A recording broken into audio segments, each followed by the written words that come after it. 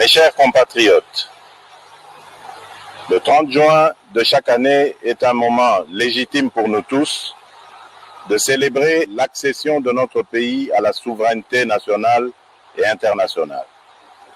C'est aussi l'occasion de revisiter le chemin que nous avons parcouru ensemble, de prendre la mesure des défis au plan politique, économique et social, afin d'arrêter les voies et moyens d'offrir un meilleur avenir à notre progéniture.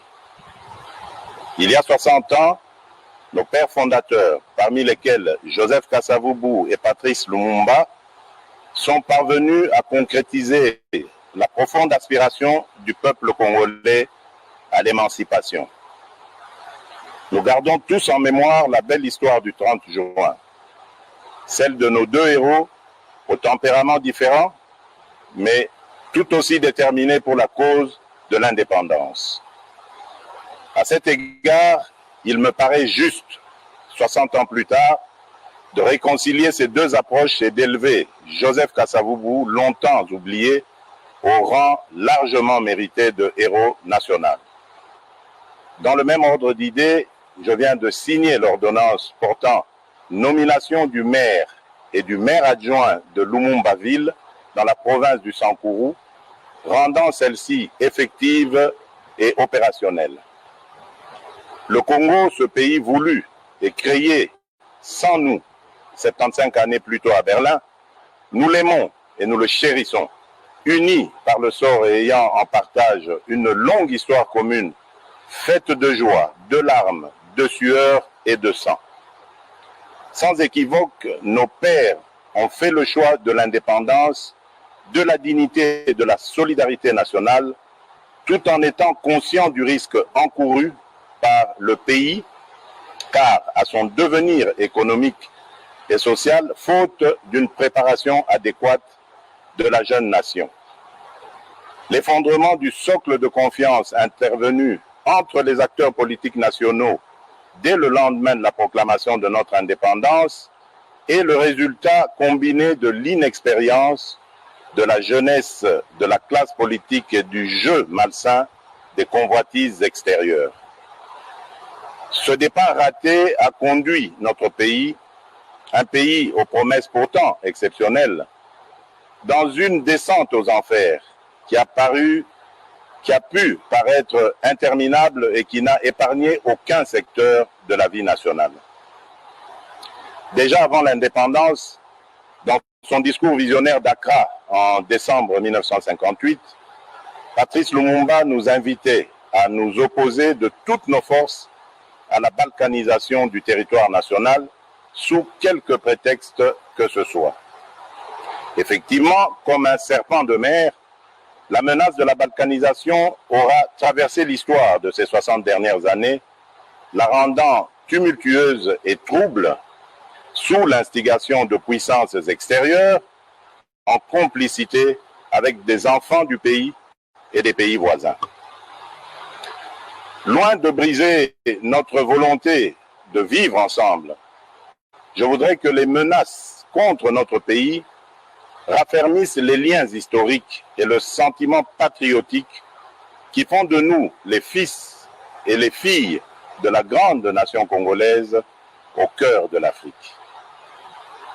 Très chers compatriotes, au combat pour l'indépendance s'est substitué un combat pour la démocratie, les libertés fondamentales et le progrès social, comme si, après l'indépendance, le peuple du Congo avait troqué une soumission externe contre une soumission interne. 60 ans durant, malgré les vicissitudes et leur cortège de conséquences douloureuses, notre patrie est restée une et indivisible.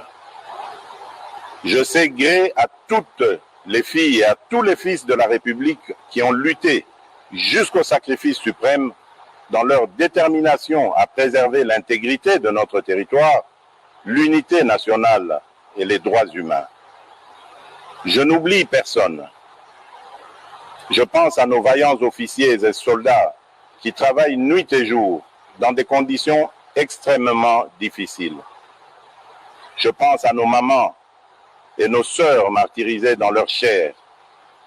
Je pense à nos enfants victimes des conflits, à qui un triste destin a arraché le simple droit d'espérer.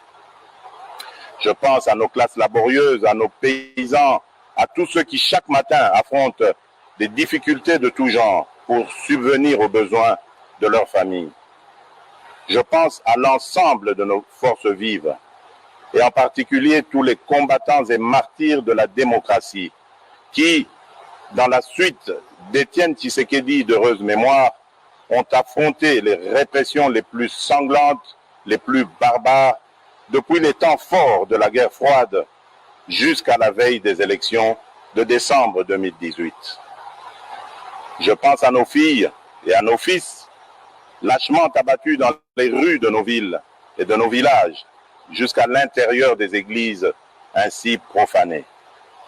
Je n'oublie personne, je n'oublie rien, aucune douleur, aucun déchirement ne doit être oublié. Au nom de l'ensemble du peuple congolais, je m'incline une fois de plus devant leur bravoure. Leur héroïsme nous a permis de franchir une étape importante dans notre marche vers l'instauration d'une nation respectueuse de la personne humaine et du caractère sacré de la vie. Mes très chers compatriotes, à vous tous, mes amis, qui avez lutté sans relâche à nos côtés, je vous demande de faire de ce 30 juin 1960 une date illustre que vous garderez ineffaçablement gravée dans vos cœurs. Une date dont vous enseignerez avec fierté la signification à vos enfants pour que ceux-ci, à leur tour, fassent connaître à leurs fils et à leurs petits-fils l'histoire glorieuse de notre lutte pour la liberté. Cet appel prophétique lancé par Patrice Emery Lumumba le 30 juin 1960, je vous demande de le graver indélébile dans votre conscience, car plus que jamais, il demeure d'actualité. Dans sa longue quête pour la démocratie et l'état de droit, notre peuple a enduré les pires atrocités, crimes contre l'humanité et pillage de ses ressources. Aujourd'hui, 60 années plus tard, le devenir de la nation est toujours entre les mains d'une classe politique, toutes tendances confondues, qui demeure versatile et qui peine à arracher la nation du cercle vicieux de l'instabilité et de la pauvreté. Jugez vous-même de notre héritage commun 60 ans après. Alors que le revenu moyen par habitant était de 1 000 $ américains en 1960, il est estimé à 400 $ américains aujourd'hui, en termes constants. Autrement dit, le Congolais moyen a perdu 60% de sa richesse au cours des 60 dernières années. Notre pays est paradoxalement aujourd'hui l'un des pays les plus pauvres du continent, alors qu'il fut l'un des plus riches il y a 60 ans. Notre réseau routier ne représente plus que 10% de ce qu'il était en 1960 et le réseau ferroviaire que 20%. Mes chers compatriotes, au lendemain de mon accession à la magistrature suprême, me conformant à mes obligations constitutionnelles et m'acquittant de mon devoir de redevabilité, j'ai prononcé le 13 décembre 2019 un discours sur l'état de la nation devant les chambres du Parlement réunies en congrès. Devant les honorables députés et sénateurs, j'ai eu l'honneur et la fierté de faire un tour d'horizon complet des principaux secteurs de la vie nationale autour des actions prioritaires de mon quinquennat contenues dans le programme du gouvernement. Il s'agit sur le plan politique du rétablissement de la paix et de l'instauration d'un état de droit. Sur le plan social, il y a notamment la gratuité de l'enseignement, la couverture sanitaire universelle, et les logements sociaux. Sur le plan économique, la priorité a été donnée à l'accès à l'électricité et à l'eau potable, aux infrastructures et à la transformation structurelle de l'économie par sa diversification.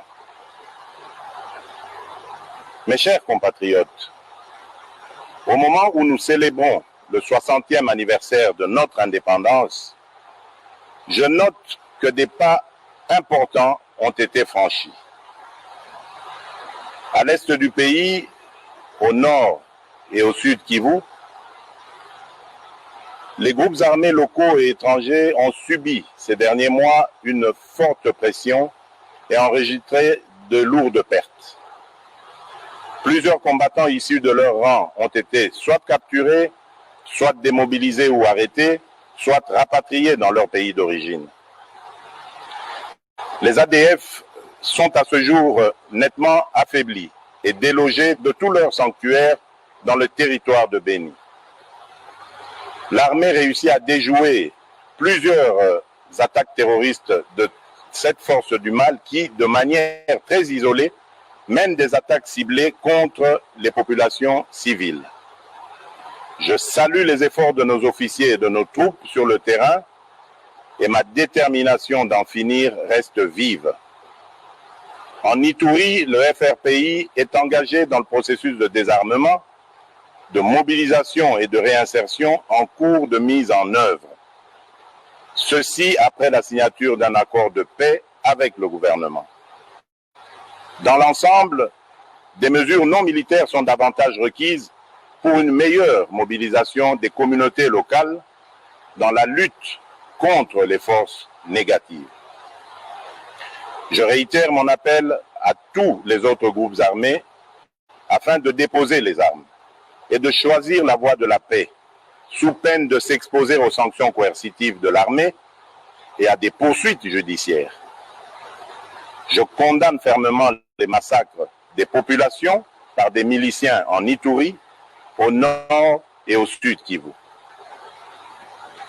Tout en exprimant ma compassion aux familles durement touchées par cette barbarie ignoble, je les assure que ceci ne restera pas impuni. Chers compatriotes, comme je m'y étais engagé, l'établissement d'un état de droit est en marche dans notre pays. Le citoyen congolais a retrouvé la pleine jouissance de ses libertés fondamentales, de manifester, de résider dans son pays, de ne pas être arrêté pour des raisons politiques. La justice recouvre peu à peu son indépendance. Les avancées enregistrées l'ont été au prix de sacrifices extrêmes. Elles ne peuvent être annihilées par des manœuvres d'arrière-garde qui s'observent chez certains de vouloir légiférer pour déposséder le Conseil supérieur de la magistrature du pouvoir judiciaire qu'il détient pourtant par la Constitution. Point n'est besoin de vous rappeler que la justice élève une nation. La justice est pour un état de droit ce que le sang est pour le corps humain. Voilà pourquoi j'estime que les réformes dans ce secteur doivent être dictées non pas par le souci de s'assurer une protection d'une personne ou d'un groupe de personnes, mais plutôt par le souci d'apporter plus d'efficacité et d'efficience au fonctionnement de la justice. En considération de ces éléments, je n'accepterai sous aucun prétexte des réformes dans ce secteur qui, par leur nature et contenu, viendraient porter atteinte à des principes fondamentaux régissant la justice telle que prévue dans notre Constitution, notamment l'indépendance du pouvoir judiciaire, du pouvoir législatif et du pouvoir exécutif, le pouvoir régalien de nomination des magistrats, la gestion du pouvoir judiciaire confiée au Conseil supérieur de la magistrature et bien d'autres. Je m'étais également engagé à rendre l'enseignement de base obligatoire et gratuit pour tous. À ce jour, fréquenter l'école est devenu une réalité pour nos enfants, quelles que soient leurs conditions sociales. En effet, jusqu'à la rentrée de 2019, notre pays était l'un des derniers au monde où l'école primaire était encore payante.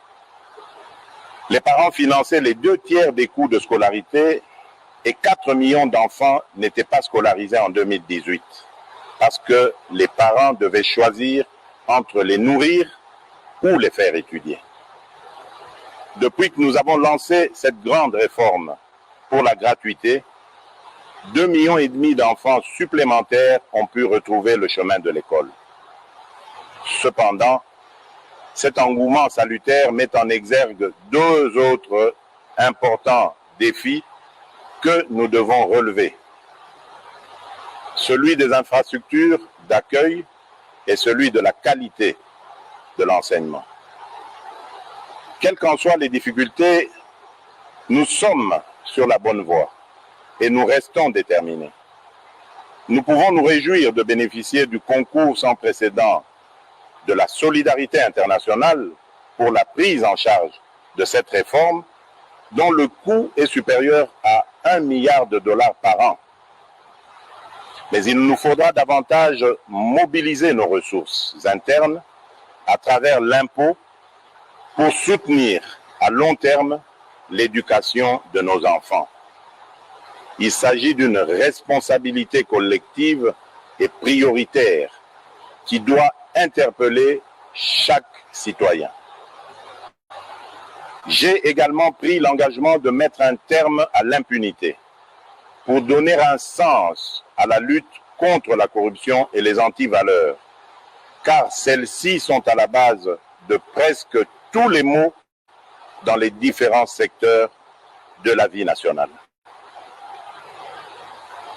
Quelques mois après mon avènement, des ministres du gouvernement central et des ministres provinciaux ont été suspendus de leurs fonctions, déférés devant la justice et condamnés pour des faits de corruption et d'abus d'autorité.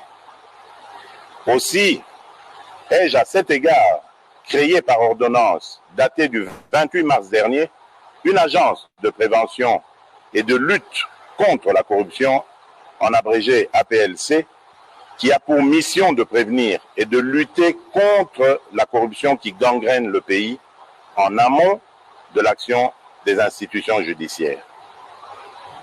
Sur le plan économique, j'ai fait de l'accès à l'électricité une priorité.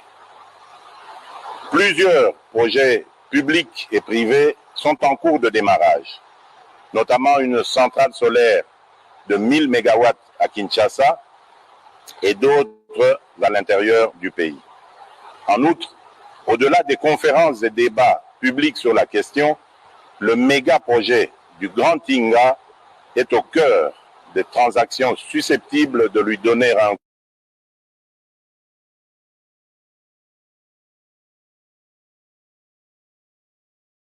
je disais Jaurès, c'est d'aller à l'idéal et de comprendre le réel.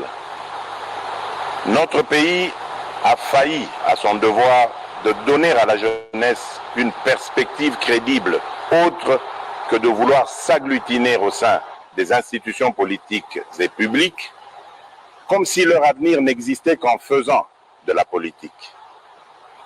En 60 années, nous avons progressivement laissé notre classe politique se transformer en une sorte de mafia.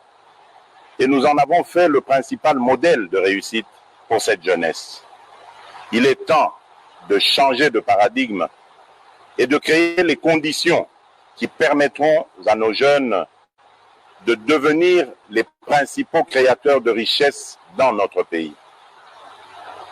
Cette jeunesse talentueuse, pleine d'énergie et avide de savoir, pour laquelle nous avons engagé le pays dans la transformation digitale à travers l'ambitieux plan national du numérique Horizon 2025.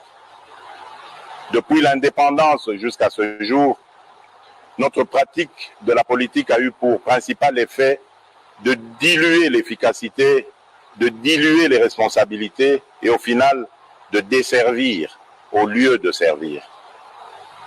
La lutte contre l'impunité, contre la corruption et les antivaleurs constitue les éléments centraux de ma stratégie, sans lesquels tout réel espoir de changement est impossible.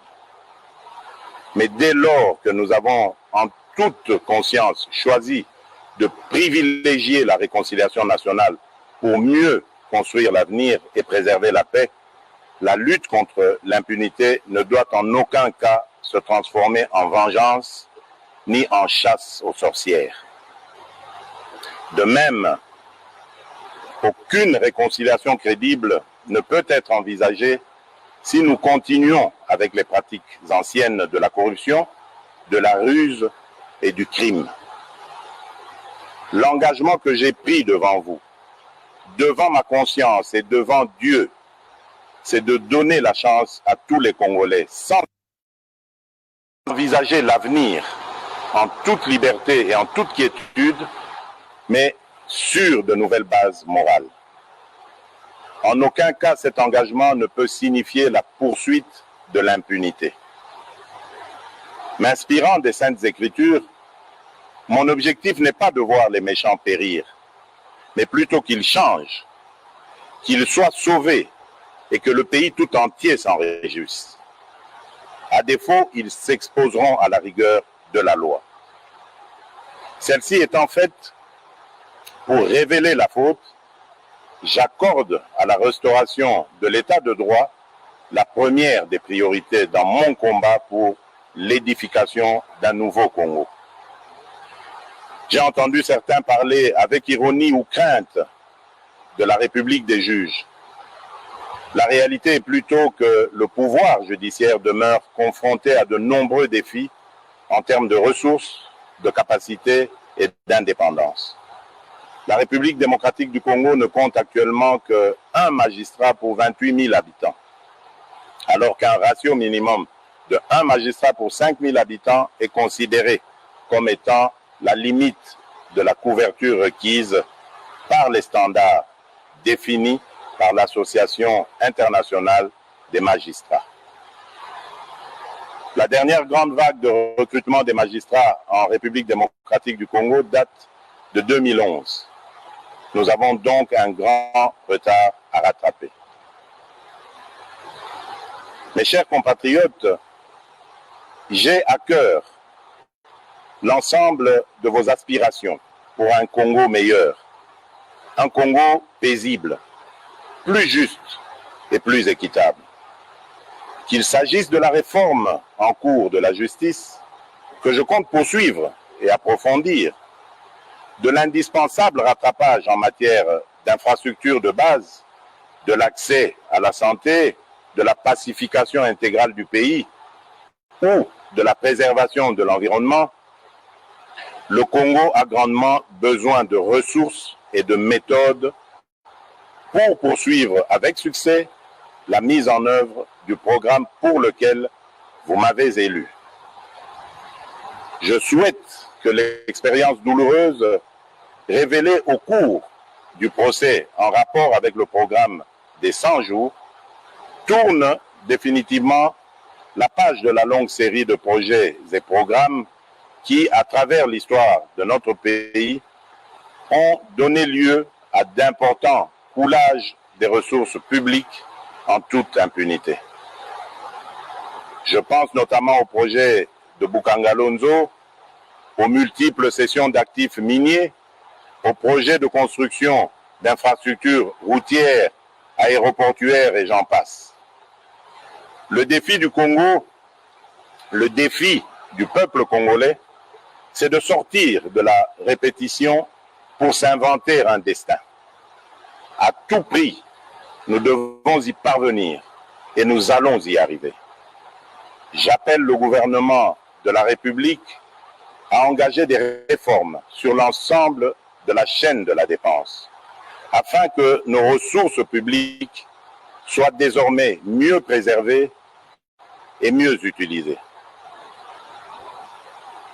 Mes chers compatriotes, alors que nous nous étions engagés à faire de 2020 une année de l'action décisive, la force du destin a fait coïncider cette année du 60e anniversaire avec l'une des crises sanitaires et économiques les plus intenses que notre civilisation ait connues, l'apparition de la Covid-19. Cette crise est également un rappel à l'humilité que nous devons adopter face à l'accélération imprévue du mouvement de l'histoire. La Covid-19 qui affecte aujourd'hui tous les continents et qui frappe indistinctement tous les habitants de la planète représente la plus grave crise sanitaire qu'ait connue le monde depuis la grippe espagnole. Toutes les certitudes idéologiques sur lesquelles est fondé l'ordre économique mondial sont aujourd'hui remises en question. Pour s'adapter à cette nouvelle donne et offrir à ses États membres la possibilité d'investir massivement dans la lutte contre la Covid-19, l'Union européenne ainsi que la Banque centrale européenne ont revu et assoupli de manière exceptionnelle leurs règles et pratiques en matière budgétaire et d'endettement. Lorsque notre pays a été frappé à son tour par cette pandémie de Covid-19, j'ai, dans mes messages des 18 et 24 mars 2020, annoncé les mesures de prévention et de protection contre ce virus, en même temps que j'ai déclaré l'état d'urgence conformément aux dispositions pertinentes des articles 85, 144 et 145 de notre Constitution. La pandémie du coronavirus nous a une fois de plus rappelé à quel point nous étions dépendants de l'extérieur et combien nous pouvions être vulnérables à cause d'un système de santé déficient. Et pour atténuer les impacts immédiats de la Covid-19 dans notre pays, j'ai immédiatement engagé le gouvernement à prendre des mesures pour assurer la prise en charge sanitaire des personnes affectées par la pandémie ainsi que pour garantir la continuité de l'approvisionnement du pays en denrées de première nécessité. L'ensemble de ces dispositions ont permis de réduire très sensiblement le taux de létalité de la pandémie dans notre pays. Celui-ci est passé de 10% de décès dans les premiers jours à moins de 2,5% actuellement. Au niveau économique, la pandémie nous a rappelé l'excessive dépendance du pays vis-à-vis de l'extérieur. Ainsi, quelques grands projets agricoles ont été initiés pour renforcer notre autosuffisance alimentaire.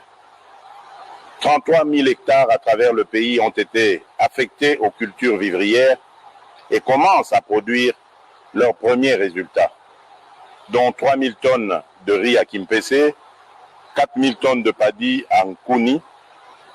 Nous attendons de récolter et transformer bientôt le manioc planté sur 800 hectares à Wangata.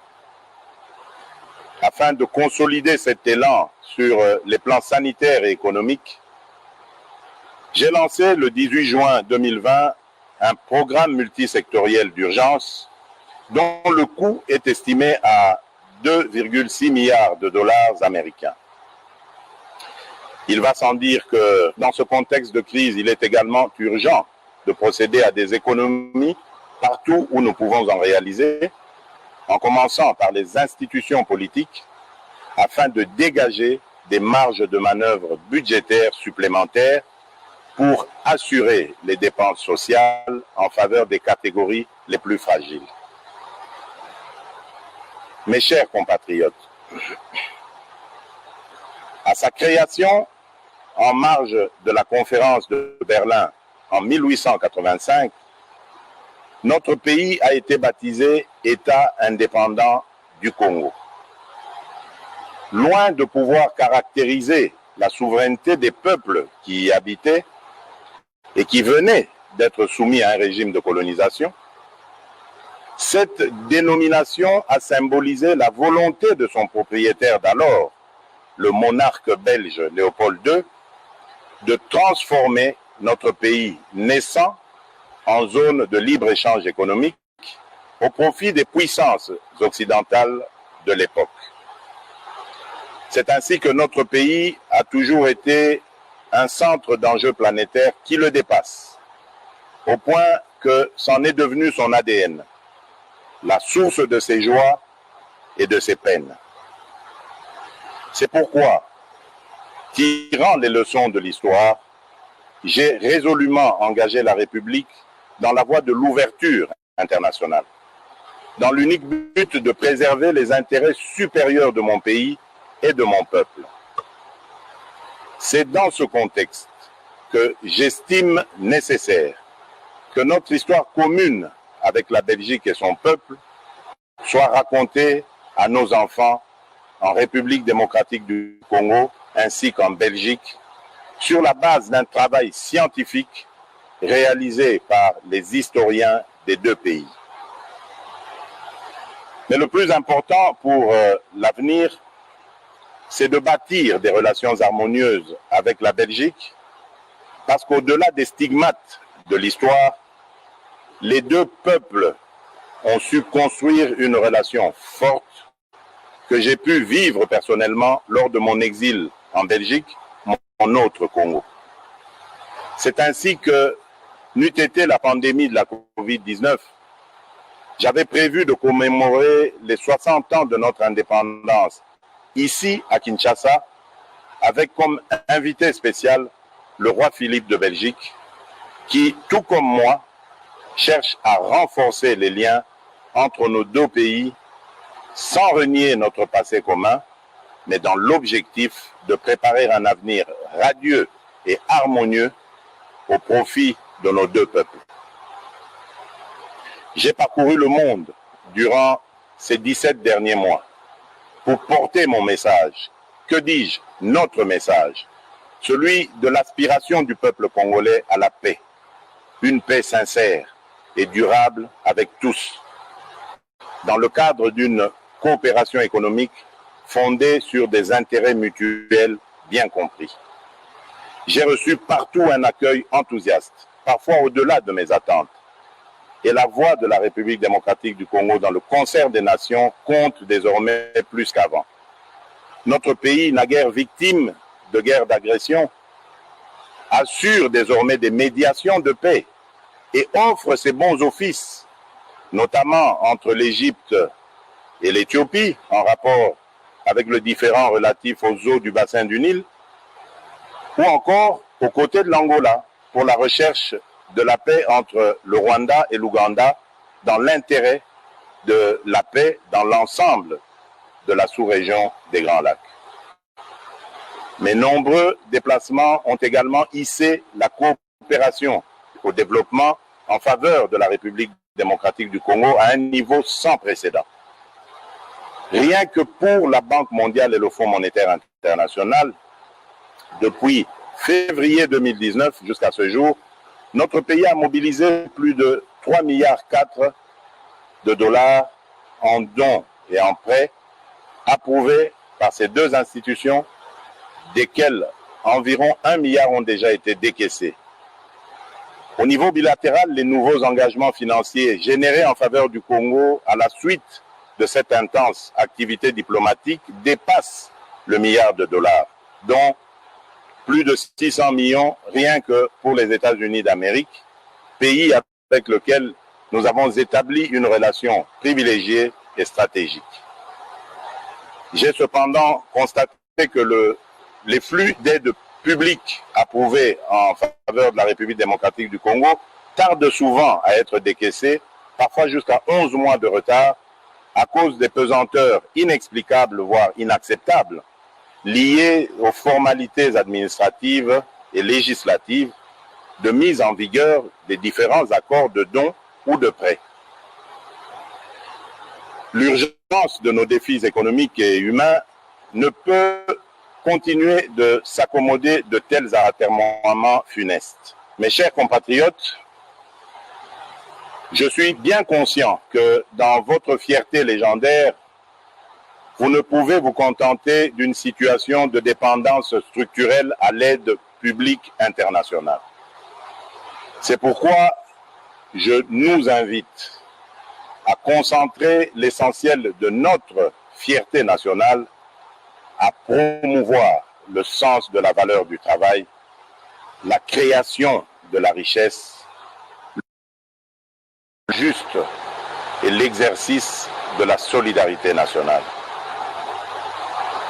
Mes très chers compatriotes, alors que l'œuvre du redressement de notre pays postule le rassemblement de toute la nation autour de l'essentiel, nous devons affronter en même temps les contingences imposées par cette expérience inédite de coalition politique formant la majorité.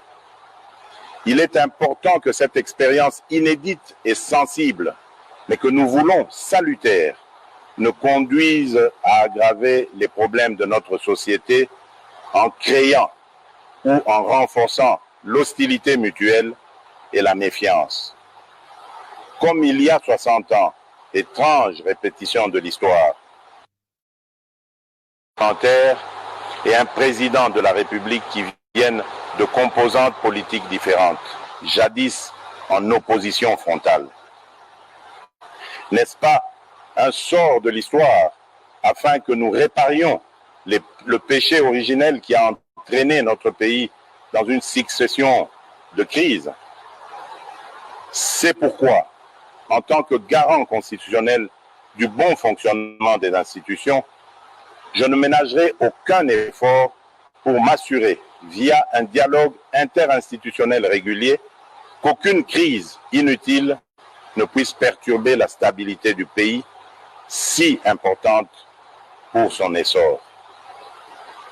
Permettez-moi néanmoins de saisir cette occasion symbolique de commémoration de l'indépendance pour réaffirmer qu'aucune majorité politique ou parlementaire, d'où qu'elle vienne, ne peut outrepasser les principes fondateurs de la République qui sont à la base du pacte social tel que consacré dans la Constitution du 18 février 2006, à savoir un État de droit indépendant, souverain, uni et indivisible, social, démocratique et laïque. Mes chers compatriotes, j'observe souvent la ferveur avec laquelle nombre de mes concitoyens s'indignent lorsqu'il est porté atteinte aux droits et libertés des personnes de couleur sous d'autres cieux, notamment dans les vieilles démocraties. Mais comment comprendre que ces mêmes concitoyens se retrouvent parfois parmi ceux qui attisent le plus le tribalisme et la haine lorsqu'il s'agit de la vie de nos compatriotes? Je combattrai avec la dernière énergie la résurgence de ces fléaux qui pourraient menacer le vouloir vivre collectif si chèrement acquis. Mes très chers compatriotes, qu'est-ce que 60 ans dans la vie de notre nation? Molière nous rappelle à juste titre que 60 ans, c'est la fleur de l'âge, qui nous fait entrer maintenant dans la belle saison.